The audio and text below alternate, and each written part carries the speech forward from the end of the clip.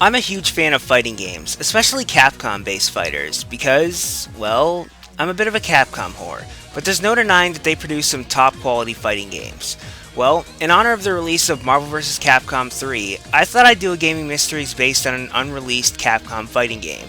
So today on Gaming Mysteries, I'll be talking about Capcom Fighting All-Stars. Now for those of you who don't know, Capcom Fighting All-Stars was a 3D fighting game that was initially planned for arcades and the PlayStation 2. It was along the lines of King of Fighters Maximum Impact or even the Street Fighter EX series, as it was taking a 2D fighter and bringing it into 3D, but still retaining that 2D feel. The only seemingly 3D aspect of the game was the ability to sidestep though. The game's roster would consist of characters from other Capcom games as well as some original ones. The cast would consist of Ryu, Chun-Li, Alex, Charlie, Mike Haggard, Poison, Batsu, Akira, Strider, and 4 new characters, DD, Rook, Ingrid, and Death. Now based on the little footage there is, the game does look interesting, so why was it cancelled, you may be asking yourself. Well, from what I understand, the game had a limited beta test in 2003, during which it received very negative feedback from players, and after a few more months of development, the game was cancelled.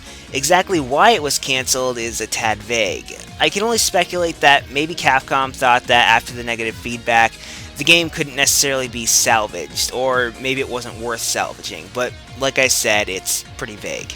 Now, although Capcom Fighting All-Stars was cancelled, the idea of a Capcom fighting game that would consist of characters from other Capcom fighting games would come to fruition with Capcom Fighting Evolution.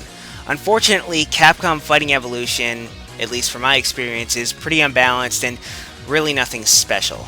But that's Capcom Fighting All-Stars. Usually with unreleased games, I'm a tad sad they didn't see the light of day, but I'll admit I'm a bit mixed with this one. Seeing as how the game received so much negative feedback, that tells me that maybe the game wasn't that good, and if that's the case, then maybe it's for the best.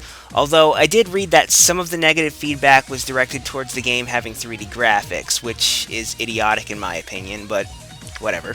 At the very least, the idea of a 3D Capcom fighting game wasn't forgotten, and years down the line, it was finally revisited with fantastic games like Street Fighter 4, Tatsunoko vs. Capcom, and of course Marvel vs. Capcom 3, so maybe everything was for the better on this one. Granted, we'll never know if that's really the case because, like so many others, this is yet another game that's doomed to obscurity.